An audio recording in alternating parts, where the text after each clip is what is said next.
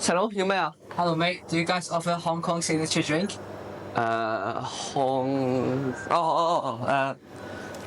This one milk 茶， What? What's milk cha? 使唔使幫手啊，師兄？Mate, do you want to try Hong Kong signature drink? Milk tea? milk tea。兩文三語除咗可以為事物跨越語言障礙之外，仲可以為香港帶來咩好處呢？